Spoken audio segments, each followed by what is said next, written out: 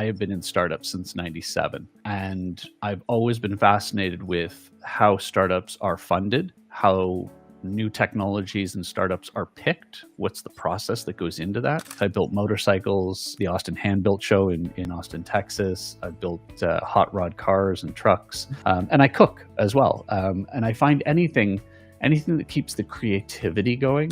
You're not talking about AI will capture all humans' work and human will be, captured with AI.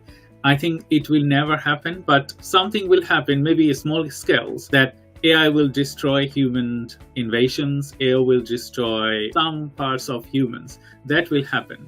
Yep. So if we are not careful, you just explain that it will be a disaster. I think being open to change is key to that. So even if you do have a struggle, change is simply an act of survival, right? So being open to shifting. And I learned of the hard lesson that there's two things in life that are really important. Two big things in life. One, you're born. Two, you die. Everything else you find a way to deal with, right? So open your mind, open your head up and accept options, look at options and try things. Try and fail and then correct. With a startup, if you hire the wrong person or you just hire the right person but at the wrong time, you can tank the company. Right? It can seriously derail early stage companies. Only things matter how you achieve your success and how you are happy. As Bill said, you have to be happy. If you are happy doing silly things that not harming other people, that's fine. You can do that. At least you are happy.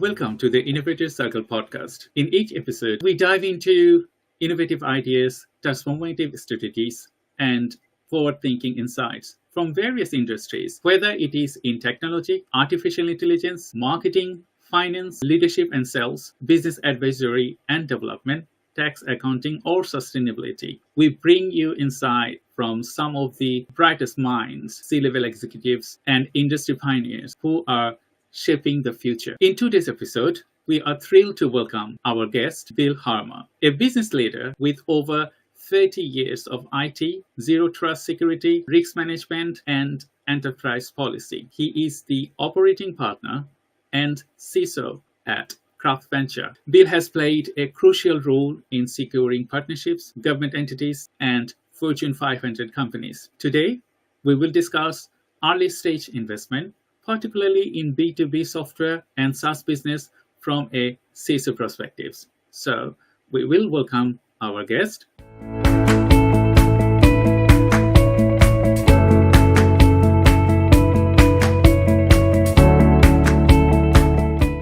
Hello, Bill. Thank you very much for joining today's Innovator Circle podcast. I hope you are well and enjoying the day.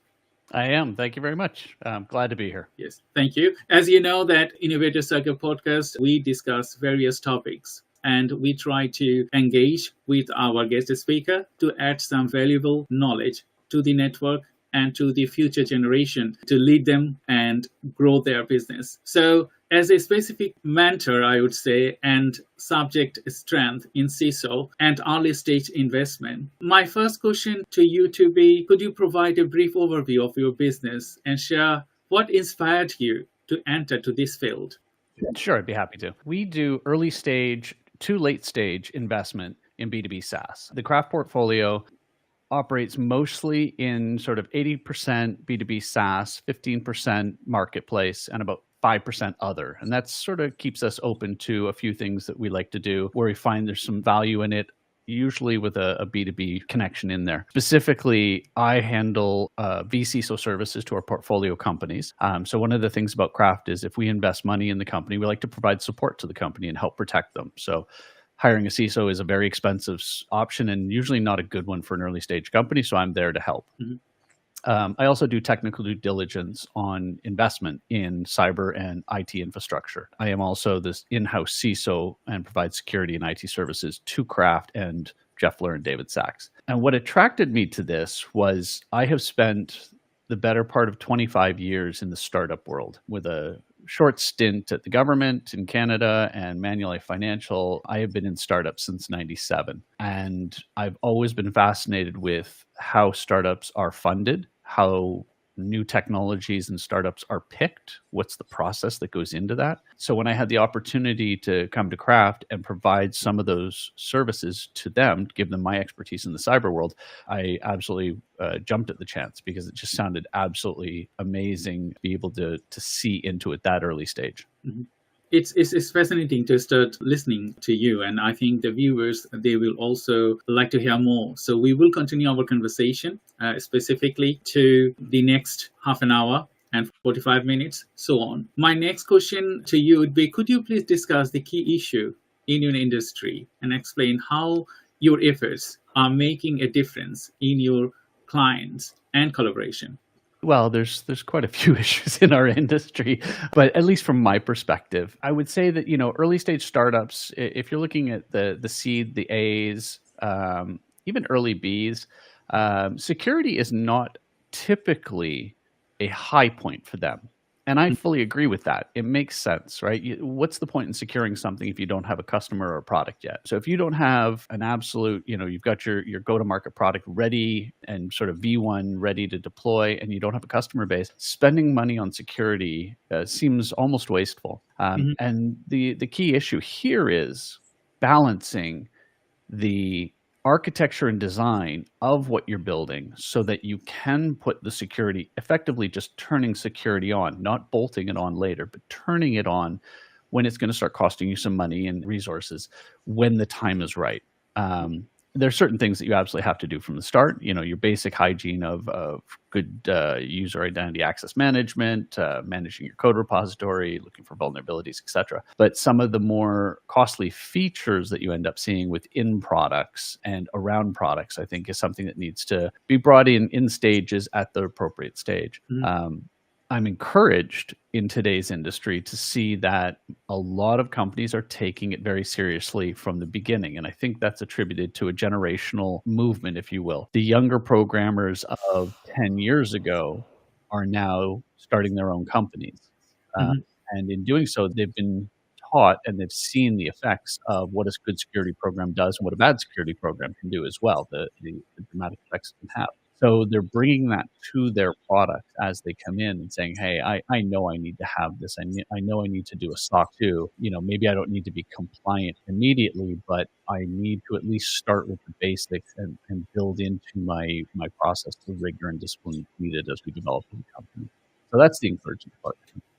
And when we build applications, like we build applications from mainstream languages like Laravel, PHP, Java, Python, Django, and all other things. And you know that nowadays there is add-on of AI to any application. So developing AI applications, embedding mainstream languages. The security is a core features that would be, because sometimes there are hackers everywhere. So if you have a vital product and if that is not secure, then you are at risk in all the way. So that's a great add-on, I would say, Bill. So my next questions to you would be, who are the clients you aim to help? I know that you are working on a startup as well as work on big clients as well. So who do you want to help, and what key benefits do you deliver to them? Sure, good question. I like the fact that you've tied AI into coding. We're seeing what they call the advent of the citizen developer, which is going to be a very interesting development because it means people like me who I haven't touched code 20 years easily.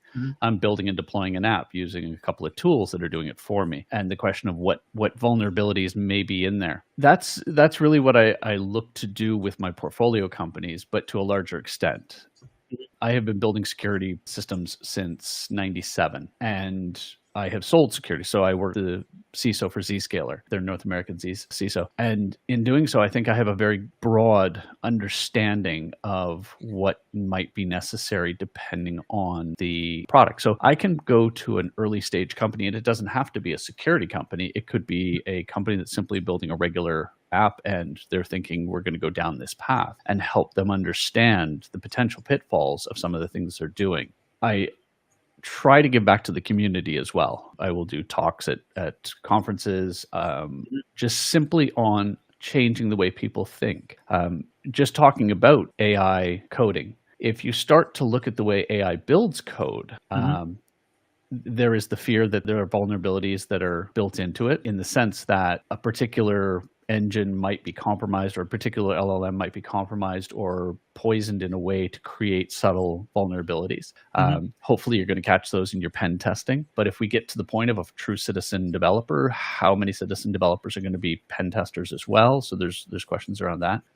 There's the greater question, and as a security professional, I think I've always said paranoia is simply reality on a finer scale. It's how deeply you look into things. And so when I look at these coding apps along with LLMs, is there any chance that they have been built to inject subtle vulnerabilities into different parts of code, or to recommend weaker architectures?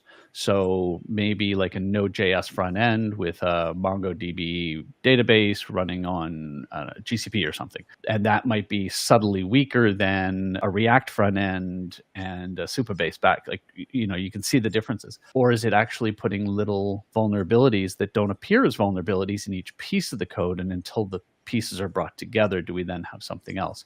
And that is really what the sort of the side piece that I'm trying to think of and help as these next generation of developers, next generation of businesses are starting and adopting these tools.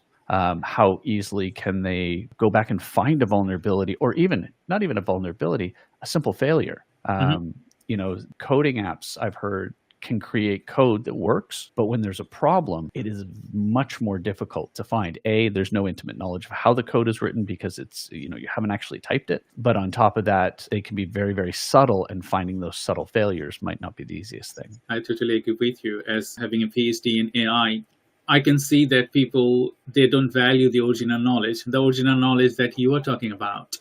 That, when I talk to people, like young people or business people, they just say, oh, I can build an app in 2 minutes. Why do I need you? And that's the point that you just mentioned, that you can write codes in 2 minutes. That's okay. You will have a great application. That's okay. But when it is vulnerable, when you need to change the code, how do you do that? Yes. Do you have that mechanism? Yep. Can you extend this? Is getting my favorite now. Can you extend this one a little bit for the viewers to understand coding on your hands and having a Bible ready that you can solve your problems very easily, and coding with AI and not having any documentation back end, how you can face the disaster? Yeah, absolutely. So if you think about this, if you go back, 10, 15 years to when we started outsourcing things, going offshore, we'd offshore coding development. And sometimes when you had problems, your team that's running the code, your operations team is there, but they don't have intimate knowledge of the code because it was outsourced, and they have to reach out to somebody, and somebody would have to get online, and you'd work those into your contracts. But it caused problems. It caused delays. It caused uptime issues. And that's an interesting thing when you think about it, because if you have an availability, and this is a part of security that I think a lot of people sometimes forget: confidentiality, integrity, and availability. And a lot of people have taken availability to mean I have some backups, and that's not what it is. So if your app is not available, if you've built a web app to sell product and you've used an AI system to build it, and December or Black Friday rolls around, which is in some cases, some companies, 70 to 75% of their annual sales happen within that week, and the system goes down, you could be losing thousands, hundreds of thousands, millions of dollars a day in lost sales because the app is down. And we have seen this through other areas in documentation and knowledge. Knowledge management is a really interesting problem today because it relies on things like library sciences, which there are very few people going to the university for library sciences today. It is an unsexy, kind of boring, tedious job that gets done on the back end, or in a lot of cases doesn't get done on the back end. And when you don't have that, when you don't have that documentation or understanding of your knowledge within your organization, things slow down. And we see that through sales cycles, because somebody might come in and say, hey, I've got this questionnaire, please fill it out. And people are sending emails, Slack messages, phone calls, trying to find the answer to this, as opposed to here's where all your information is, which is current, vetted, and approved. And the same will happen now. The good part, I would say, with AI coding is it will do probably a lot more internal documentation within the code than an average developer will. Because again, documentation is a bit of a pain. It doesn't add true value up front. So as a coder and this is how we incentivize them, right? How fast do they get their builds out? What's the time to deployment? How fast do they turn bugs around? Comments slow that down. So the AI will pump the comments in. So I think there will be more documentation within the code, and you'll be able to get better README documents and stuff like that out of it, we hope. But I think in the current term, if somebody were to hand even an average developer, here's 12,000 lines of code, go find the problem. If they haven't coded it, right? If you haven't built it with your hands, like I used to build cars, and when a car would have a problem, my head automatically knew, okay, it's in this area, right? I'm having sluggish gas pedal response. I know it's in my carburetors, right? I know it's in the fuel system somewhere. So I've immediately eliminated drivetrain, and I've immediate brakes and all these other things. But if you hand me a car and say, hey, it's not working, it doesn't go fast, or it's stopped, this thing doesn't work, I am probably going to have to debug it from the top down, which is going to greatly extend that availability issue. And I think that will be the part that we have to learn, that if these coding agents are used as co-pilot to make coders better, there should be some process built into it that has the coder spot check, randomly check, line by line check, I don't know, but interact with the co-pilot so that the real pilot does know what's going on. I totally agree with you. Thank you, Bill, for your adding the specific knowledge that I'm looking for many times to different people. When I talk to people, they really point it out. Okay, we can do things in few seconds. Why do I need an expert like you? Sometimes I struggle to convey them, because the message is very clear. Like, okay, if you spend time and if you build systematically everything hand coded, you know where to fix. But if you build something with AI, you don't know what is going on back end. So if you wanted to fix, you can't. But the knowledge of the people varies nowadays. So I started my company in 2018 and in 2025 now. So developing core knowledge, like hand-coded product, and then selling them is very difficult. It's very difficult. But I will not spend our time talking of that. My next questions: what makes your approach unique to helping clients achieve these outcomes that you mentioned now?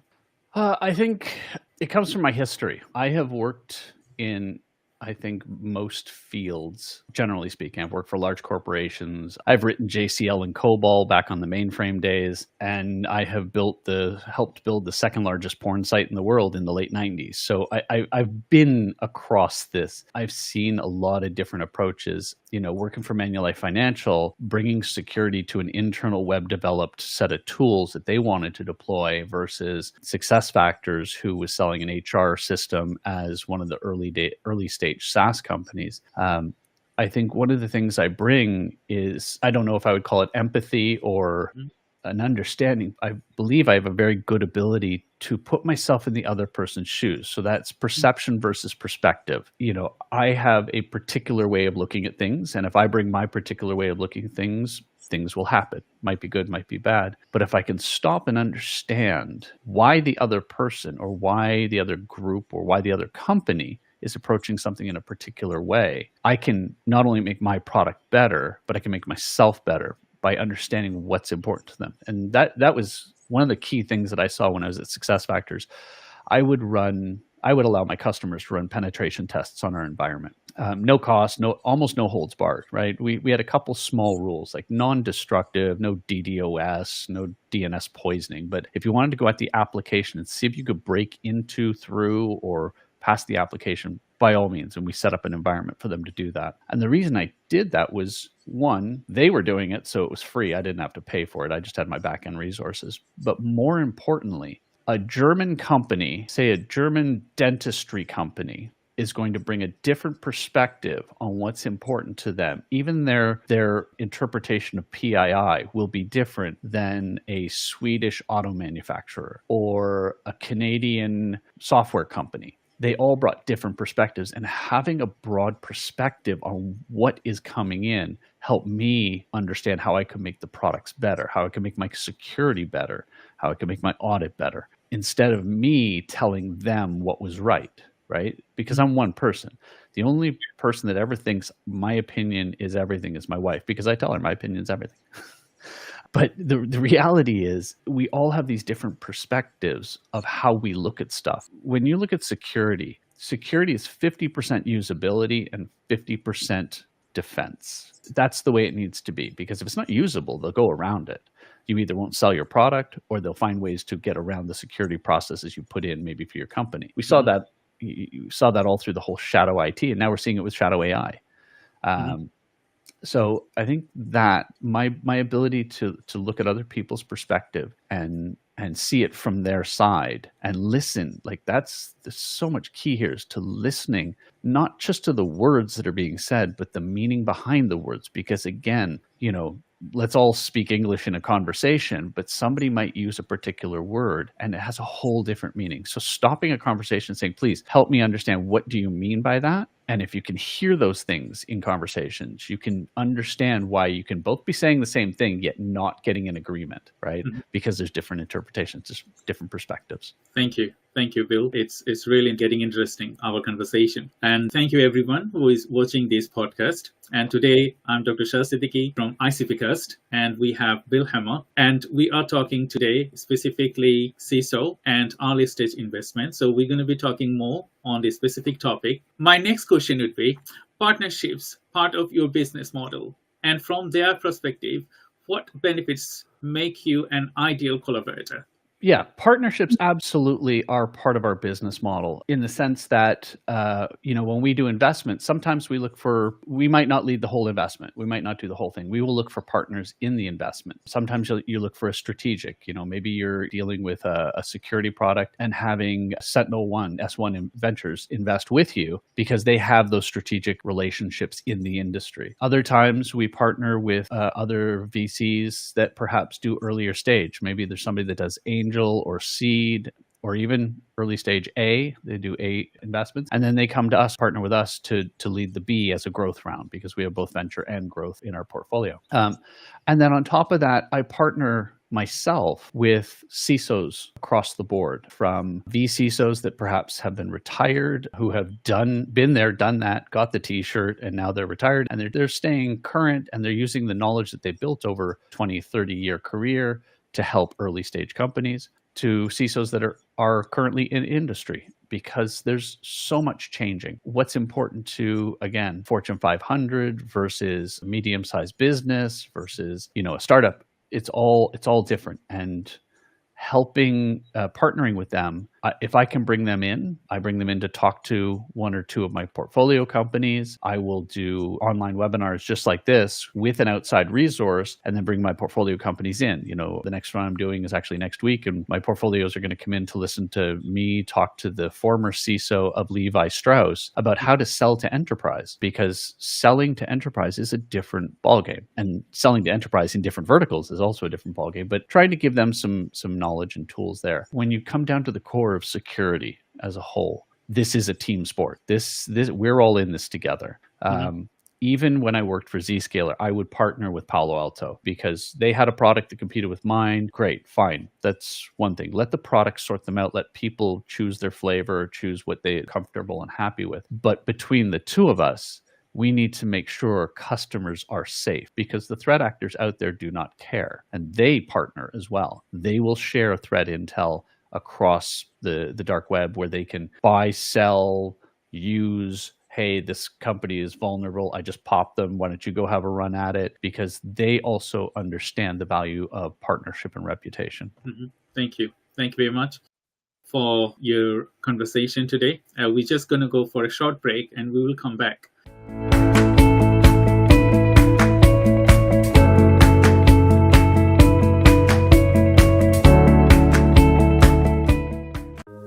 You may know CEOs who consume high-value business content grow their companies 4 times faster, and 81% of business leaders say thought leadership content has directly influenced their buying decisions. So, wondering how to accelerate your success? ICP Cast isn't just a podcast, it's your gateway to fast-track business growth. What you'll gain with this program? We will bring exclusive insights to learn directly from top executives and industry leaders. Adopt technology and AI to understand the market and the buying preferences. Build data-driven strategies to foster sales tactics, content creation, and social selling to increase authority and persona. Accelerate transformative conversations to break boundaries, spark innovation, and lead with confidence. On-demand learning to gain expert insights anytime, anywhere, at your convenience. Build a powerful network. Connect with key decision makers to shape the future of business. So, what are you waiting for? If you are ready to lead your industry with clarity and confidence, ICP Cast is your ultimate tool for success. Book your cast with me today.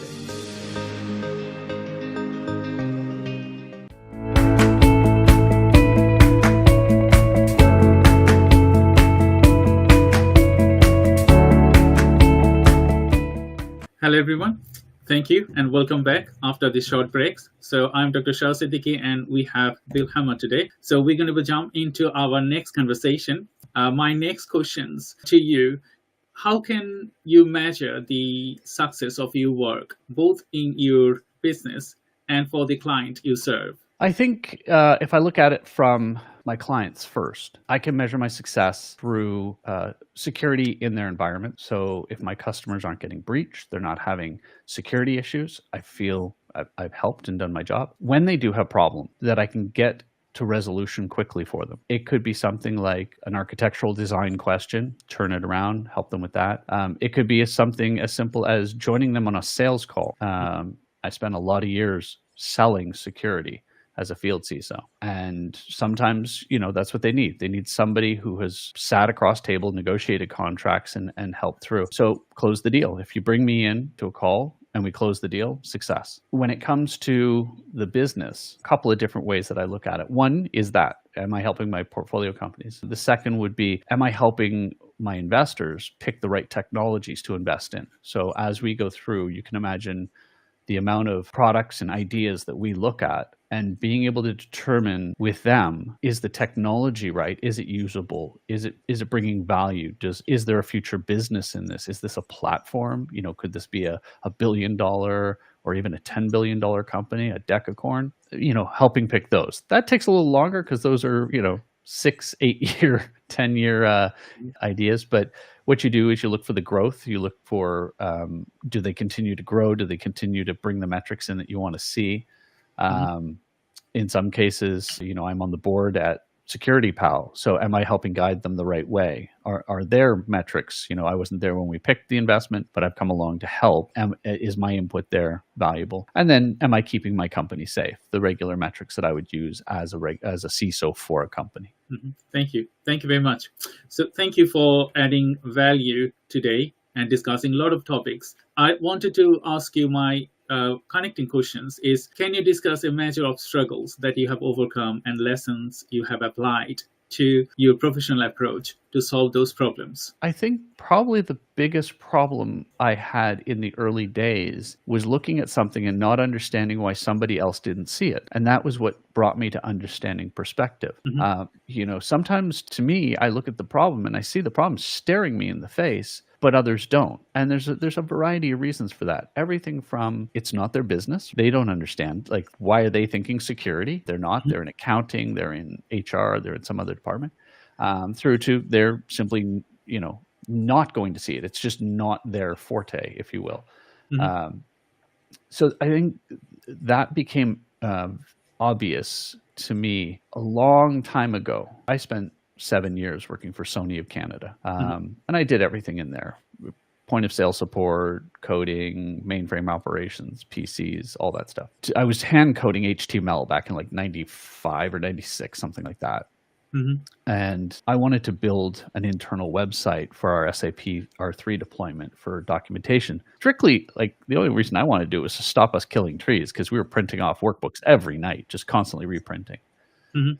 And when I suggested it, I was asked, why did I want to waste my time with TML? The internet was a fad and would be gone next year. And I couldn't fathom how somebody did not see what the internet was going to do to the world.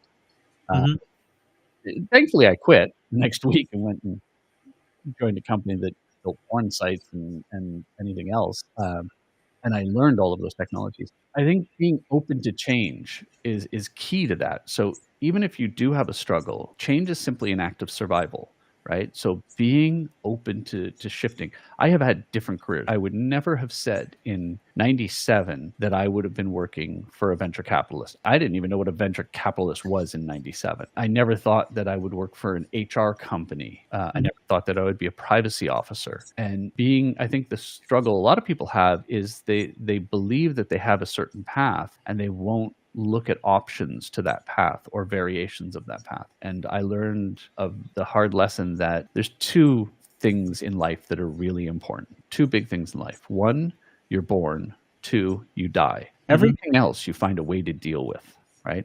So open your mind, open your head up and accept options, look at options and try things. Try and fail and then correct. That I think is what I would suggest people do. And that's what I've learned from my career. Just be willing to change. Thank you, Bill. Thank you. So to all the viewers, you're watching today ICPcast, and we have Bill Harmer today with me, and we discussing very interesting topic. I think this episode will change your viewpoints in the future. If you are an early stage investor and you know that nowadays anything that you do, you have to have a web space, you have to have an application, you have to have a web application or some form of technology. So without technology, we cannot run nowadays. No business can run nowadays. So thank you, Bill, for your contribution today to all the viewers. My next question to you, can you share a story of particularly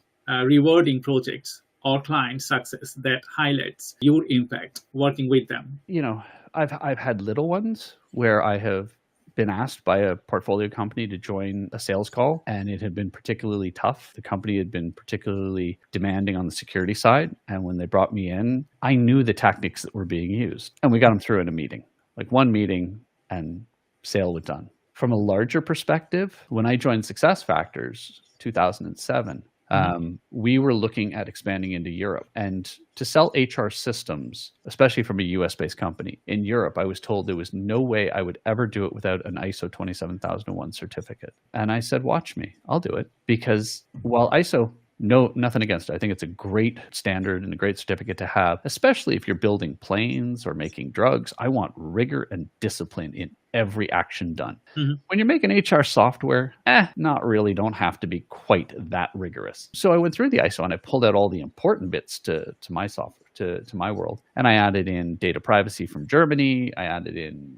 some of the EU privacy directives. I added in some other things that were specific to HR because I had spent 4 years at Manulife and taking care of HR systems there. And I built a program that allowed me to sell to anyone, including Siemens. And sort of, if you remember the SuccessFactors story, we were doing really well. And then we basically pushed SAP out of Siemens. And Siemens was an original investor in SAP. And we pushed them out along with a bunch of different other products. And so years go by and SAP publicly acquires SuccessFactors $3.6 billion. And the first thing that happened to me was I got a call that said, you need to go to Waldorf, Germany and meet with the security team, IT team, data privacy team, and somebody else. I think it was the audit team. They want to talk to you. And I was like, fine, no problem. And I knew what they wanted to talk about. They wanted to know, how did I do this? Because I had no ISO certification and I was beating them in every aspect from a security perspective as far as they were concerned. And credit to Siemens. They drove my security program hard. They made me develop it really, really well. But when I went in, my auditor, Sixto Bernal at the time, we had this sort of setup. We called it the phone book effect. The first question came, big long table, lots of people, everybody wearing suits. It's very, very cliche. And the first question was, how did you do this? And Sixto took that audit report that we had out and just tossed it on the table, and it went boom as it slid down the table because it was a 400-page audit report. And I said, that's how, pure transparency. And everybody wanted to see it and go through it. And what we had found was early days of the SAS 70. This is pre-SOC 2. Early days of the SAS 70. SAS 70 was an audit framework. It told you how to audit, didn't tell you what to audit. And you could put anything into it that you wanted. And what we found was a lot of SaaS companies were putting out these SAS 70 certificates saying we are SAS 70 certified, but they wouldn't let you see the workbooks. They were claiming that they were proprietary knowledge or confidential in some other fashion. And that's because they had garbage in there, right? They were doing very, very basic stuff that, I close the door on Tuesdays and I feed everybody lunch on Wednesdays. If you do that every week and they can prove that you do it every week, you could get a SAS 70 certificate. But as soon as you looked at the content of it, you knew that it was meaningless or it was not robust enough to handle the solution. I never did that. I always gave the workbooks, whether they wanted them or not. I would say, here's my SAS 70 certificate and here are the workbooks so you can see every control, every auditor comment, every failure, because we failed stuff. Like we never failed the audit, but you fail things. Anybody that says they don't fail anything is lying. The world breaks, right? There's going to be mistakes. And that's the key to something like a SAS 70 or a SOC 2 now, is that you do it over a period of time because you can do minor course corrections as you go. You can say, hey, look, problem happened here. Here's the correction. And I'd rather see that. I'd rather see the problem and how they fixed it than a report that doesn't have that in it because there were failures. And then it's a quote unquote perfectly clean report. So that's how we did it. And that to me was a personal moment in my professional career that a company like SAP and all those people that were steeped in those knowledge bases that they came in with were asking me, how did I outdo them by doing something very off the cuff? And if you look at today's SOC 2, it is my SAS 70. It is the same bodies of knowledge. I never did confidentiality, but it is the same areas and it is the same processes that are used today. And I feel very proud that work helped drive what is the SOC 2 today. That's a great example, Bill. And I think viewers, they will like it. And my next questions to you, what skills or qualities do you believe have been the most critical in your success as an innovator in your industry? Creativity, honestly. I build all of these. I create. I'm a builder. I'm a maker. I tear things apart. I want to see how they work. Curiosity is incredibly important in this. Empathy is incredibly important. You have to listen to your customers. This is not about me building security. This is about me helping my customers build the security they need. I have the knowledge of security. They know what their product is. They know what their company does. They know what their departments do. I need to listen to them and understand. And then we need to be creative. Like, it is just because it's been done that way. Quite honestly, if you take this whole concept of AI coming, plop that on top of quantum computing, right? An AI system running on a quantum computer, picture how powerful that can be. Yes. If we approach that with the same security mentality that we approach SaaS, we're going to get destroyed. End of story. The number of years I spent bringing people out of the on-prem stack to a SaaS-based cloud solution for security. I spent probably the better part of 5 years at Zscaler just preaching that change. And I didn't care. And this goes back to the Paolo Zscaler conversation. I stood on stage once and I said, I do not care. I will introduce you to the Paolo rep if that's what you want. I need you to change the way you think. I'll let the products sort themselves out later. And that's what's coming to us now. We need to, quite honestly, in some ways, I think, burn the whole thing to the ground and start again. AI and quantum security will take a complete shift in mindset and in execution. And if we try to trundle along and bolt things on, I think we're going to end up in a world of pain. I totally agree with you, because when you create systems, and if you do not create the systems like the way you should be, that can bring disaster, and we cannot prevent that. You're not talking about AI will capture all humans' work, and human will be captured with AI. I think it will never happen, but something will happen, maybe small scales, that AI will destroy human invasions, AI will destroy some parts of humans. That will happen. Yep. So if we are not careful, you just explain that it will be a disaster. Thank you very much, Bill, for Yeah. your information and discussion today. So I just wanted to ask you, are there any misconceptions about your industry you would like to address and clarify with our audience? Sure. Probably the one that I came into it with was, VCs simply write big checks. Um, Mhm. that is far from true. We have an entire operating team. So we may write a big check, we may write a small check. We do a lot of due diligence. This is not just, hey, I've got an idea, here's $5 million. We do a ton of due diligence. Our investors become such experts in their verticals. 𝐂𝐫𝐚𝐦, who works on our growth team and specializes on the cyber and infrastructure, he knows in some cases more than I do about cyber products and how they fit together, because he focuses deeply to understand each market, each piece that goes through. On the operating team, we have an entire recruiting department. We have 6 very talented people that can help our portfolio companies hire the right people at the right time, save them money. Because, with a startup, if you hire the wrong person or you just hire the right person but at the wrong time, you can tank the company. Right, it can seriously derail early stage companies. Having somebody that can provide security services, I think, is invaluable. Legal consultation, government relations. Like, we have people doing all of these jobs. There is a lot more that goes into the decision process, the research, the understanding, and post the support for those portfolio companies that I don't think a lot of people understand. At least that's from Kraft's perspective. Mm-hmm.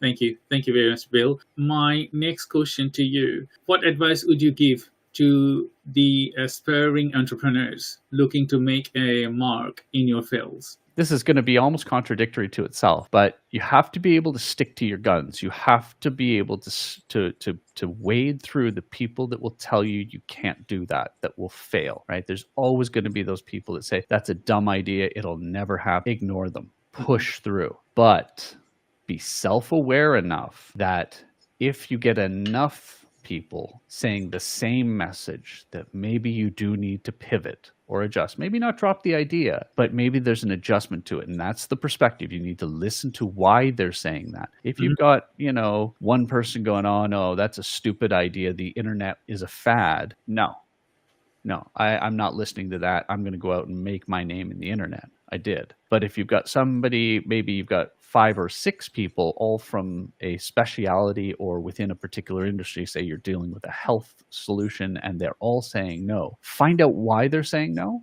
and then see if you can then convince them of why the no is wrong. And if you can't, if maybe it's a legal thing, maybe you're just running straight into a legal problem that you're not allowed to do what you want to do. But be self-aware enough to know that there might be a time to pivot on your idea, but keep the train moving, right? Entrepreneurs, they need to have grit. This is not a game where you get in and you come up with an idea and you're filthy rich in 2 years. There's 1 or 2 that's happened to, but it's pretty rare.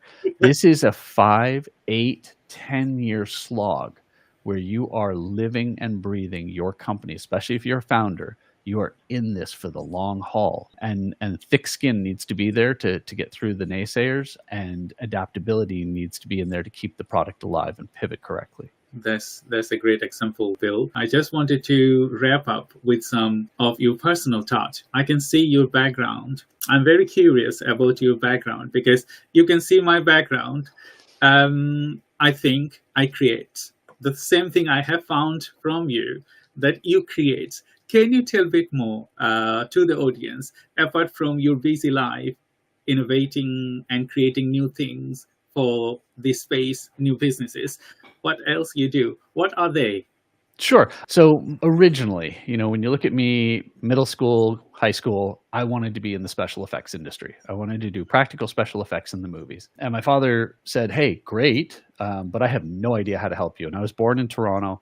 There was not a big movie industry up in Toronto back in the early 80s. And so he said, look, I can give you a backup career. I can give you something that pays the bills. And that's sort of what happened. I ended up in the career, bills you can't quit your job, et cetera, et cetera. But I always kept my hand in something non-computer, something where I'm not staring at a screen, working on a keyboard, something that's tactile, that feeds the other half of me. So around my house, Halloween is kind of mental around here. I tried to do screen accurate horror movie stuff. I've done everything from Judge Dredd to Jason, Michael. My Freddy Krueger was probably one of my proudest moments because I could scare the crap out of people. In fact, I have one of the original Freddy Krueger gloves that I built. I made it back in 1986, is signed by Robert Englund. I finally met him. And I took that through other things. I built motorcycles, the Austin Hand Built Show in Austin, Texas. I built hot rod cars and trucks. And I cook as well. And I find anything that keeps the creativity going. I find if you sit and watch TV, there's nothing wrong with it, but if that's all you do, the creativity starts to die. And I find that when I stop doing that and I start doing these other things, that my work is actually better because my creative mind is there. You do. I totally agree with you, because I will try first and then I will go to seek someone. Without I'm trying something, I will never go to seek someone to support me. Yep. That's my characteristics. I love it. I'm with you.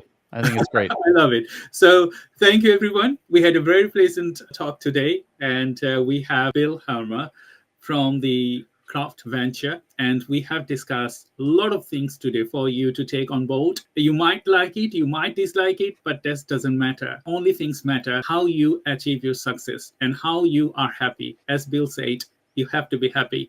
If you are happy doing silly things that not harming other people, that's fine. You can do that. At least you are happy. So we will bring new guests in our next episodes. And today we have Bill Helmer. And thank you for your contribution today. And I will ask everyone, please subscribe our podcast, and it will be live broadcasted in the future dates as we are recording it. So until my next episode,